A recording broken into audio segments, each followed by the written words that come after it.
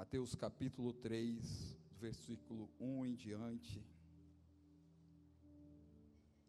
E naqueles dias apareceu João Batista pregando no deserto da Judeia e dizendo: arrependei-vos, porque está próximo o reino dos céus.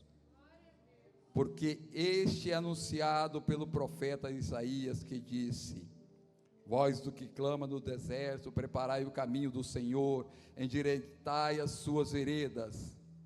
E este João tem as suas vestes de pelos de camelo e um cinto de couro em torno dos seus lombos, e alimentava-se de gafanhotos e mel silvestre. Então ia ter com ele Jerusalém e toda a Judeia e toda a província adjacente, e eram por eles batizados no rio Jordão, confessando os seus pecados. E vendo ele muito dos fariseus e dos saduceus que vinham ao seu batismo, dizia-lhe: raça de víboras, quem vos ensinou a fugir da ira futura? Produzi, pois, frutos dignos de arrependimento. Produzi, pois, frutos dignos de arrependimento. Nós podemos entender a sociedade moderna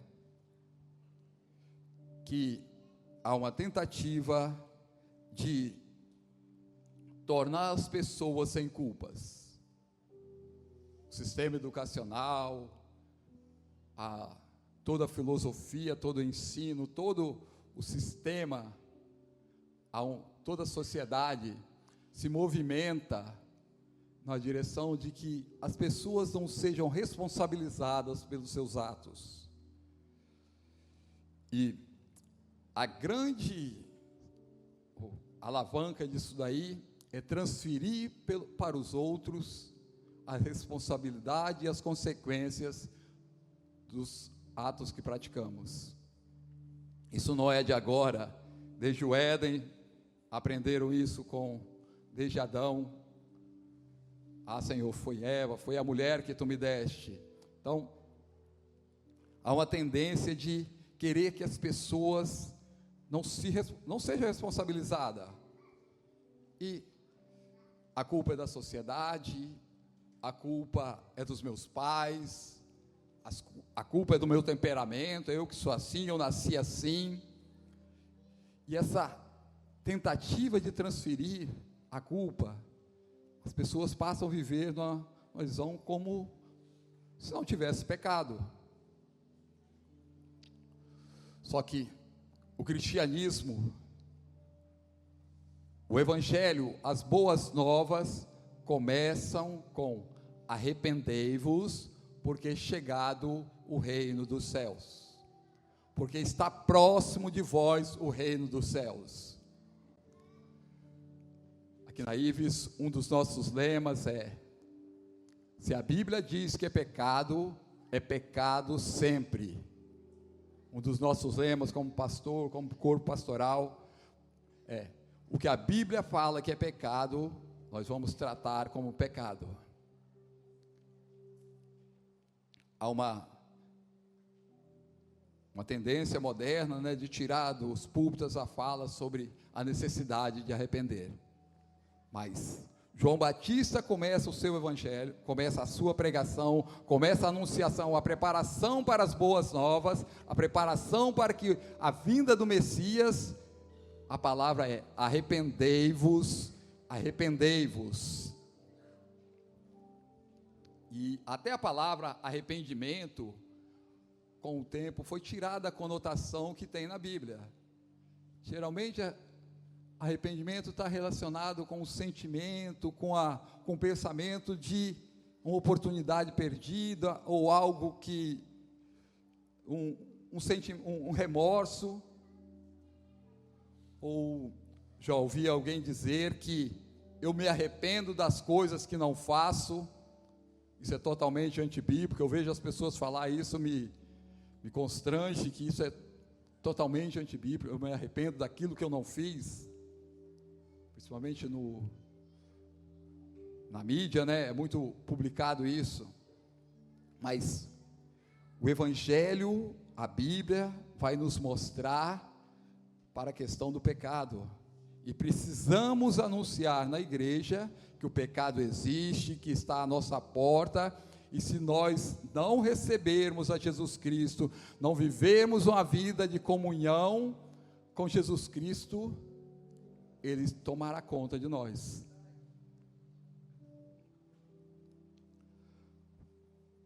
Por quê? Anunciamos que Jesus Cristo veio para nos salvar. Amém? A nossa mensagem é essa. Jesus Cristo veio para salvar os homens. Jesus Cristo morreu na cruz para nos salvar. Nos salvar de quê? Para que Jesus Cristo morreu? Para nos salvar, para nos limpar, para nos libertar dos nossos pecados. Precisamos encarar isso de frente.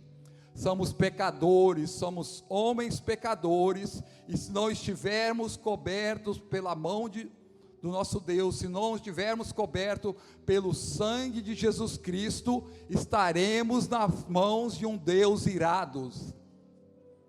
O que nos livra da ira de Deus é o poder do sangue de Jesus Cristo, que nos purifica do pecado. Então a nossa mensagem sempre vai ser essa: arrependei-vos. João Batista começa a preparação. Se passarmos uma página na Bíblia, Jesus começa o seu ministério na Galileia, e a sua primeira mensagem é: arrependei-vos, porque está próximo o reino dos céus. Quando Pedro, com autoridade e poder do Espírito Santo, se levanta, e após ele fazer uma anunciação daquilo que estava acontecendo, quando as pessoas o questionam o que devem fazer, o que Pedro fala é: arrependei-vos dos vossos pecados.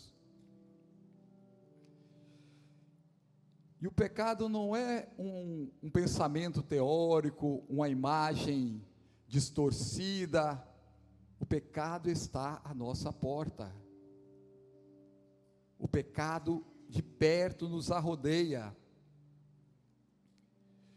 Faz parte da natureza humana decaída o gosto e o prazer pelo pecado. Quando o apóstolo Paulo estava diante do rei Agripa, que foi questionado, ele no seu discurso, ele fala: desde o início eu anunciei sobre o arrependimento e que produza boas obras. Então, e aqui entrando no nosso tema, para nós produzirmos frutos, para nós nos tornarmos cristãos diante desse mundo, o primeiro passo é arrependermos dos nossos pecados. E esse arrependimento não é apenas um remorso, um sentimento vazio ou algo que está de forma teórica, né? Mas ele precisa produzir frutos. É o que João Batista fala: o vosso arrependei-vos, produzi, pois, frutos dignos do arrependimento. E Paulo escreve aos Filipenses dizendo que esses frutos é frutos de justiça. Então vamos passar a viver, vamos ser enraizados e passarmos a viver uma vida que produza frutos. Um certo autor diz que qualquer pessoa boa pratica boas obras, mas somente aqueles que são convertidos, aqueles que receberam a Jesus Cristo, produzem bons frutos. Vejam que para um judeu daquela época, que estava ali ao redor de João Batista, próximo ao Jordão, que João Batista os adverte rigorosamente, a a noção para eles do pecado era a nação, e os frutos era praticar a tradição judaica. Se nós perguntarmos a um católico, os frutos são as boas obras. Um protestante reformado, os seus frutos é a teoria de uma teologia. Para um pentecostal, o fruto é a experiência e a manifestação dos dons espirituais. Se nós observarmos nas church, né, com o voluntariado, algumas pessoas julgam que o fruto é o serviço que ela presta na igreja. Mas isso diante de Deus, como fruto de justiça, não serve. O fruto de justiça tem que ser algo que está dentro do nosso coração, tem que nascer no nosso coração, e daí se apresentar externamente, porque o que João Batista falou para eles, lá no livro de Lucas, falou para os fariseus, a multidão, os soldados, que eles deveriam, no capítulo 3 de Lucas, ele fala que eles deveriam agir com generosidade, que eles deveriam agir com misericórdia, e que as pessoas isso não é algo apenas externo. Aquelas pessoas que chegam ali, ele orienta eles a viverem com generosidade, honestidade e misericórdia. Isso tem que nascer primeiro dentro dos nossos corações, para que não é apenas o ato externo. Qualquer um pode dar uma esmola para um necessitado, mas o fruto de uma pessoa generosa vai se apresentar, precisa estar no seu coração, fruto de justiça. E é essa a diferença do Evangelho, essa é a grandeza do Evangelho de Jesus Cristo. Vai frutificar primeiro em nossos corações, para depois aparecer externamente. Nós não nos preocupamos com a aparência externa, apenas que nos preocupar com aquilo que está nos nossos corações, com aquilo que o Evangelho de Jesus Cristo, o poder da cruz, fez em nossas vidas. Praticarmos boas obras é uma consequência, e não a causa de nós sermos salvos. É consequência do Espírito Santo habitar em nós. Os frutos que nós produzimos, os frutos que o poder da palavra produz em nós, é consequência do Espírito Santo que habita em nós. Fora disso, seremos como os fariseus, que Jesus os trata como hipócritas. Se está em nós a preocupação de parecer para os homens que somos generosos, que somos misericordiosos, se está em nós essa preocupação para aparecer para os outros, Jesus vai nos tratar como hipócritas.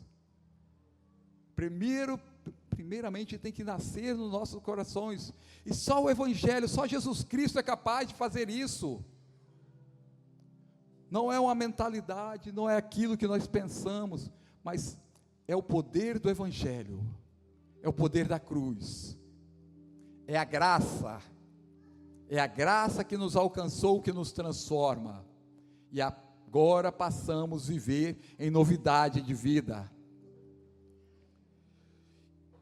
E é isso que nós entendemos e aprendemos nesse texto, quando João Batista se apresenta. E daí, o arrependimento, e aí, o que significa, né, a palavra arrependimento nesse contexto? A palavra que existe no grego é metanoia, que é traduzido como mudança de sentimento, mudança de rota, né? Mas, buscando mais na Bíblia, né, podemos encontrar 3 palavras, com 3 significados que representam arrependimento. Uma é essa, né? Mudança de pensamento, ou mudança de mentalidade, mudança daquilo que está em nossa mente. Em outras passagens fala sobre a mudança do coração e, por fim, a mudança de comportamento. O arrependimento tem que produzir em nós essas 3 fases. A nossa salvação veio pelo ouvir, então primeiro tem que chegar à nossa mente, mudar a nossa mente. Essa palavra tem que descer aos nossos corações e mudar os nossos corações, nos mudar internamente. E daí vai mudar o nosso comportamento. Se mudarmos apenas o nosso comportamento, será algo externo, algo que Paulo fala que é como o metal que soa e o sino que tine. O poder do Evangelho vai mudar a nossa mente, o nosso coração e o nosso comportamento, o nosso dia a dia. Aí o mundo vai ver em nós o poder do Evangelho. É daí que o mundo vai enxergar a diferença que faz o Evangelho. Que ele precisa ser sustentável, precisa ser todos os dias, precisa ter uma continuidade. Os nossos vizinhos, as pessoas que estão ao nosso redor no trabalho, a nossa família, aquelas que estão dentro da nossa casa, precisam ver em nós o poder do Evangelho. É esse o verdadeiro arrependimento que produz fruto. É esse arrependimento que vai produzir frutos. Frutos de justiça. Quem precisa testemunhar primeiramente o arrependimento, a mudança da minha vida é minha esposa e meus filhos. As pessoas que trabalham comigo vão enxergar isso. Os meus vizinhos precisam enxergar que eu vivo uma vida conforme as Escrituras, que estou enraizado em Jesus Cristo. E agora vamos ler o texto que nos mostra como que nós estamos enraizados. Nada melhor do que as palavras de Jesus, né? Quando ele reúne os seus discípulos no cenáculo, dando as últimas instruções, a partir do capítulo 13 de João, e aí ele chega no capítulo 15 e anuncia: eu sou a videira verdadeira e meu pai é o lavrador. Toda vara em mim que não dá fruto atira, a limpa toda aquela que dá fruto, para que dê mais fruto. Vós estáis limpo pela palavra que vos tenho falado. Está em mim e eu em vós. Como a vara de si mesma não pode dar fruto, se não tiver na videira, assim também vós, se não estiverdes em mim. Eu sou a videira e vós as varas. Quem está em mim e eu nele, esse dá muito fruto, porque sem mim nada podeis fazer. Sem mim nada podeis fazer. Sem Jesus Cristo não podemos produzir fruto. E a palavra de Jesus Cristo, nesse texto, ele vai trazer de permanecer. Para nós produzirmos frutos, precisamos permanecer. Muitas vezes, com o senso de urgência que tem ao nosso redor, a correria do dia a dia, nós queremos produzir frutos rapidamente, mas tem todo um processo que Jesus nos convida a participar para produzirmos frutos. E no texto nós vamos enxergar que o primeiro passo para produzirmos fruto é estar em Jesus Cristo, estarmos ligados em Jesus Cristo. Estamos ligados em Jesus Cristo, que é a videira verdadeira. É Ele que nos dá o sustento, é dele que vem toda a provisão para que nós possamos produzir frutos. Então, o primeiro passo é estarmos ligados nele. Toda vara em mim que não dá fruta limpa, e toda que dá fruto, para que dê mais fruto. Então, o primeiro passo é estar em Jesus Cristo para podermos dar fruto. O próximo passo é sermos limpos para produzirmos mais frutos.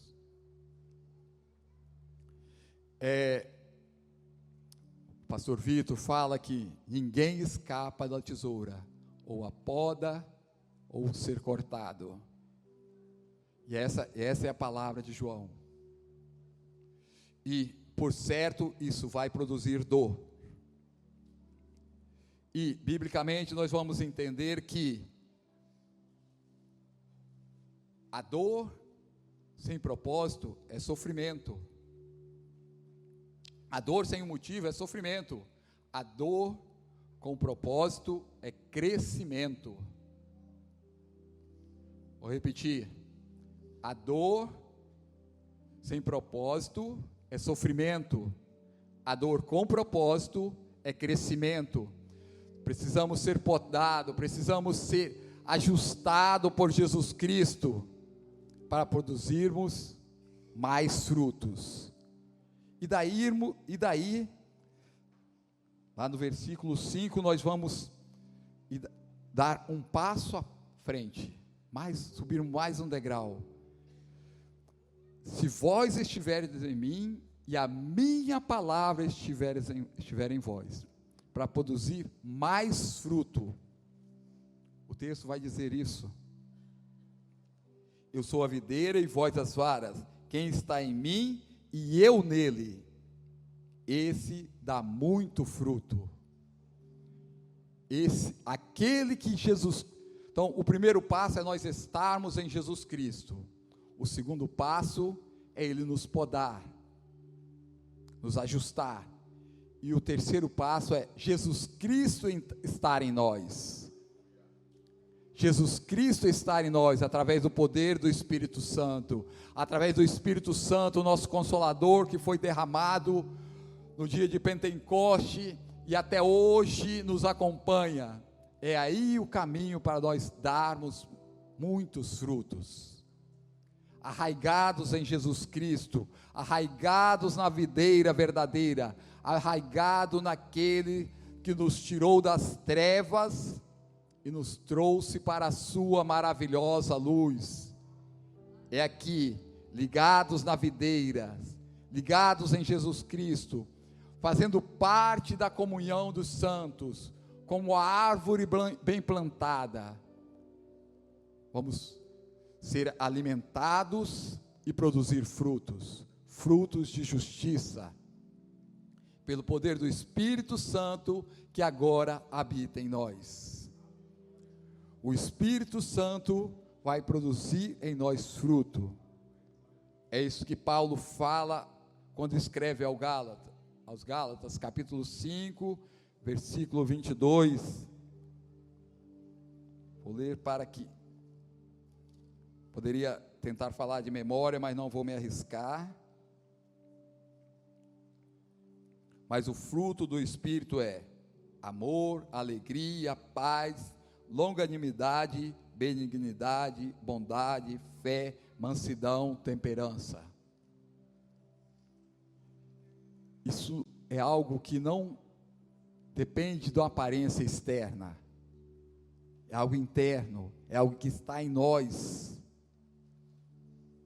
É algo que está dentro de nós, pelo poder do Espírito Santo que habita em nós. Paz, por qualquer que seja a situação, qualquer que seja a condição que nos cerca, vivemos em paz com Deus, com os homens e com nós mesmos.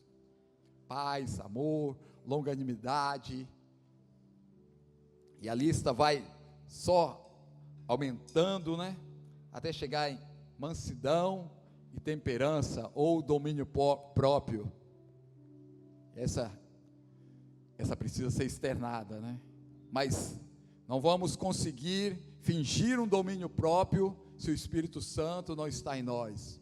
Mesmo quem tenha um temperamento mais controlado, quem tenha uma natureza mais dócil, sem o Espírito Santo não produz o fruto da temperança. É por isso que Jesus Cristo nos chama para darmos frutos, estarmos ligados nele. Se nós estivermos ligados em Jesus Cristo, ligados na videira verdadeira e alimentado por ele,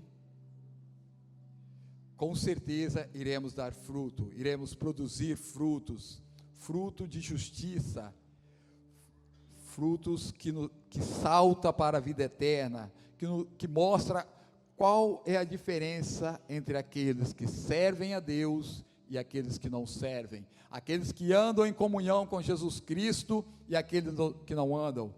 Isso fica muito claro na Bíblia, isso fica muito claro a partir do Evangelho, a partir daquilo que é pregado, a partir daquilo que a Bíblia nos ensina.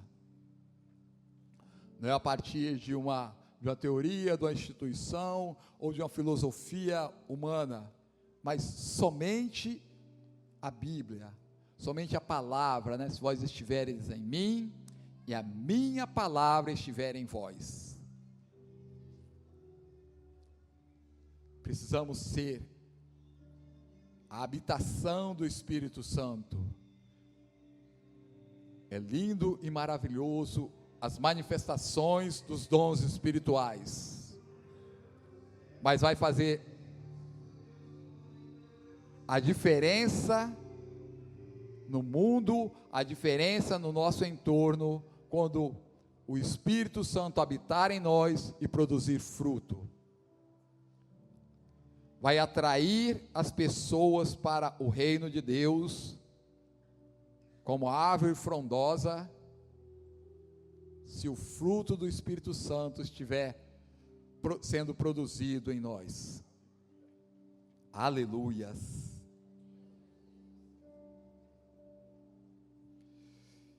E muitas vezes nós queremos crescer, queremos florescer, queremos frutificar, mas sem arrependimento, sem o arrependimento que produz o fruto de justiça, não há crescimento, não há florescimento, não há frutificação. É necessário que nós passamos, que nós reconheçamos o nosso estado, reconheçamos a nossa condição, e daí, diante de Deus, nos arrepender e nos apresentar diante dele. É lindo quando nós lemos Davi, no Salmo 23, o Senhor é meu pastor e nada me faltará, a confiança que ele demonstra ali em Deus. Mas o que torna Davi um homem segundo o coração de Deus é o Salmo 51. O que torna Davi um homem segundo o coração de Deus é quando ele se curva, reconhece o seu pecado, reconhece a sua condição e fala: cria em mim, Senhor, um coração reto. Cria em mim, Senhor, um coração de justiça. É isso que vai nos tornar segundo o coração de Deus. É isso que vai fazer produzir em nós os frutos, uma vida que frutifica.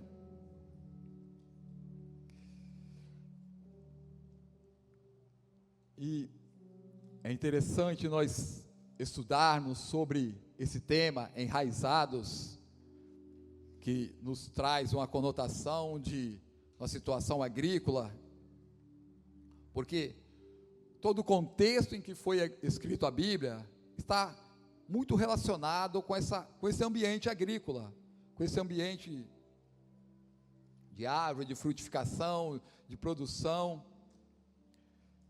E Jerusalém era envolvida nisso. E agora,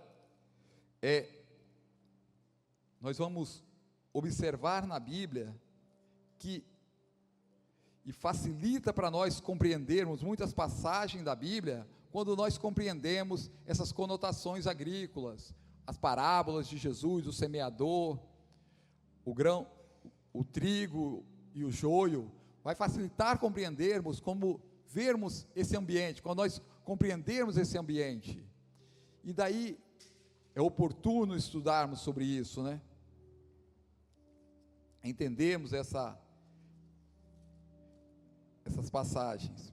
E Paulo, em meio a um tratado teológico sobre a presciência e a predestinação, sobre a vontade de Deus para com Israel, os destinos de Israel, ele traz uma ilustração sobre a oliveira. Romanos capítulo 11,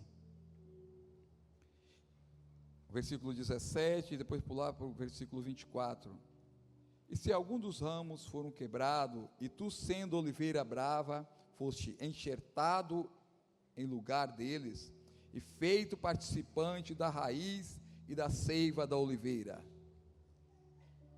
Porque se tu foste cortado da natural oliveira brava, em outras traduções é o zambujeiro, e contra a natureza enxertado na boa oliveira, quanto mais esses que são naturais serão enxertados na sua própria oliveira. A Bíblia traz uma ilustração muito forte sobre Israel ser a oliveira de Deus, a árvore que Deus cuida.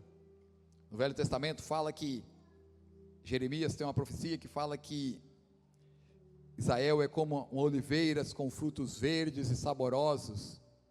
Em um determinado momento, essa árvore foi cercada com fogo e seus galhos foram quebrados. E essa profecia se cumpre quando nós, como gentios, somos enxertados, somos ligados na oliveira. Nós que éramos desprezados, agora recebemos o privilégio de Deus de sermos ligados na oliveira, ligados na árvore que Deus cuida. E aí Paulo fala que daí nós recebemos a boa seiva, daí nós recebemos o alimento, daí nós nos conectamos com a raiz. Éramos desprezados e abandonados, e tratados como quem estava com destino para o inferno. Mas a misericórdia de Deus, aprove a Deus por misericórdia, bondade e graça, nos tomarmos como os ramos, cortados de um zambujeiro bravo, de uma árvore desprezada, e agora somos enxertados na oliveira verdadeira. Somos ligados nessa oliveira, de uma forma sobrenatural e mística. Agora nós podemos dizer que estamos ligados na oliveira, e daí nós recebemos seiva, e daí nós recebemos alimento, e daí nós podemos frutificar.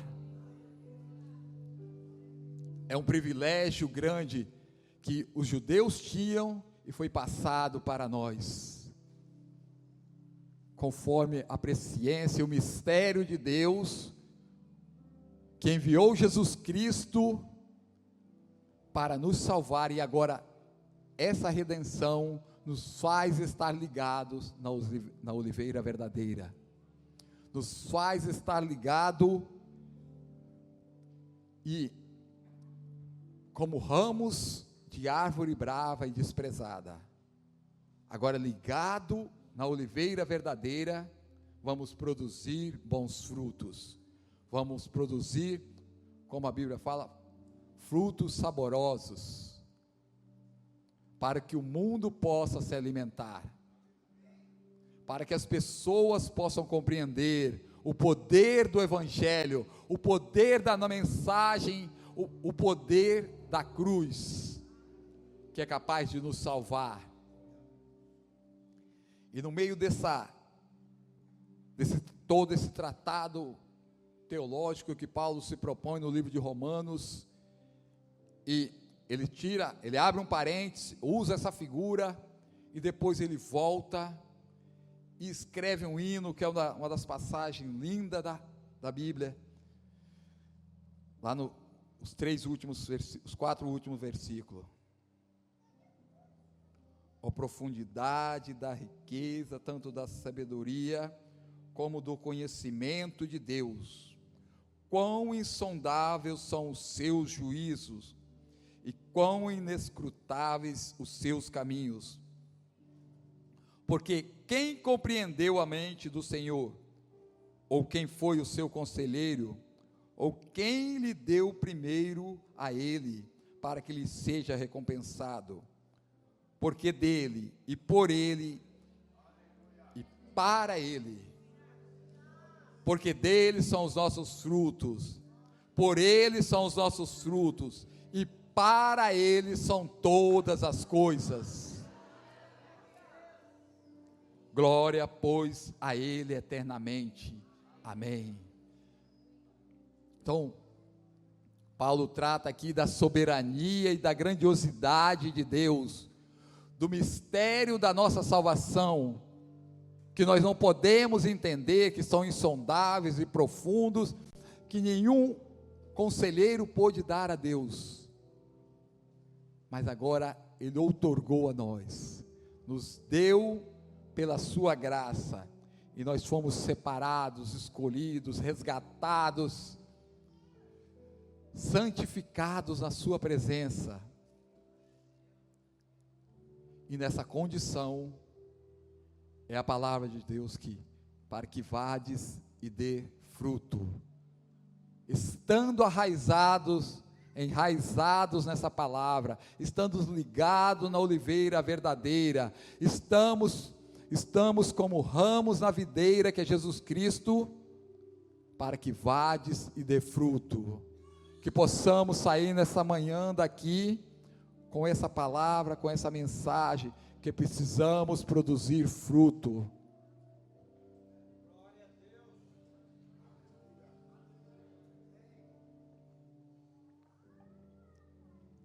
O poder do Evangelho produz em nós frutos. Se não houver fruto em nossas vidas, a nossa religião é vã. O nosso culto é vã, a nossa adoração é vã. Porque o Evangelho vai produzir isso em nós. Que Deus possa nos abençoar ricamente, que Deus possa, com a sua graça, bondade e misericórdia estendida sobre as nossas vidas, a cada dia nos alimentar com a sua palavra, a cada dia nos fortificar. A nossa oração nessa manhã é que possamos crescer, florescer e frutificar. Crescer, florescer e frutificar, pelo poder do Espírito Santo que agora habita em nós. Amém. Amém. Graças a Deus.